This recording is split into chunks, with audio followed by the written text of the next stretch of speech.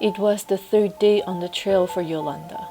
The local villagers she saw 3 days ago told her that the Flower and Fruit Mountain was about 25 kilometers north across the river. "Go straight north, 3 days, and you will hear the water," said the toothless elderly Chow.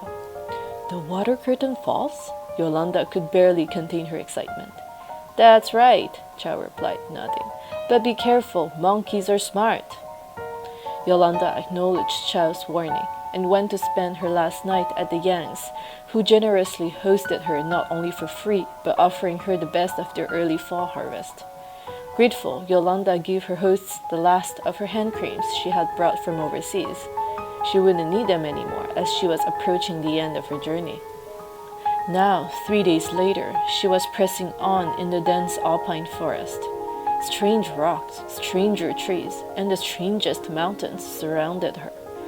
The large rocks were polished, yet full of crevices and holes in them. The trees were pines that looked strangely like spirits greeting her. The mountains were so steep they were taller than they were wide. No wind, no birds, no sound, no sign of life. And a permanent fog from morning to night. Yolanda felt like she was approaching the edge of the known world. As she put one foot in front of the next, she reminisced about the incredible coincidences that led her to be here, in this exact place, at this exact moment. Hearing the legends of the Monkey King as a child growing up in this part of China, pursuing a bachelor's in biology and anthropology in Canada, continuing in grad school in archaeology, studying some of the earliest human settlements, which brought her back to her home village in China. Then hearing about the Monkey King again, and some think he and his intelligent monkey pack still live in the region after thousands of years. Then the increased monkey attacks on people since the region became threatened by deforestation. And then, finally, a month ago, when people shot a monkey during one such raids, they found the dead monkey wearing a necklace made out of bone fragments, not unlike those found in Paleolithic graves. By then, Yolanda was convinced that she had to find out more about this legendary monkey colony. As Yolanda walked, something shifted in the air around her. It was still quiet, but she could hear something in the distance.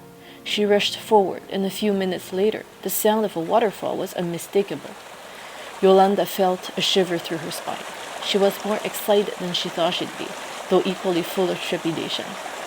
She followed the sound and suddenly faced a river at least 10 meters wide. About 100 meters upstream, there was the water curtain fall in front of her, much taller than she'd imagined it to be. It was a good 50 meters in height. The water was pure and crystalline as she approached it, and that's when she noticed them. Eyes. Tens, no, hundreds of pairs of eyes were staring at her from every possible shadowy hideout around her. Behind rocks, through holes of rocks, behind trees, from the tree canopies. Yolanda felt terror at that moment. She suddenly realized how ill-prepared she was for this journey.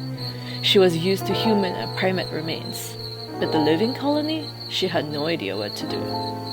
So Yolanda slowly lifted both her hands and spoke gently in the local Chinese dialect. "Hello, I'm Yolanda. I mean no harm. I am not armed. I come in peace." She looked around, and the eyes continued their focus on her without moving.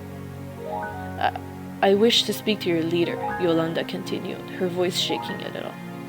Suddenly, a tiny, crackly, ancient voice replied, "Come through the waterfall." Yolanda felt goosebumps all over. "This is for real," she thought to herself. "I'm about to meet the Monkey King."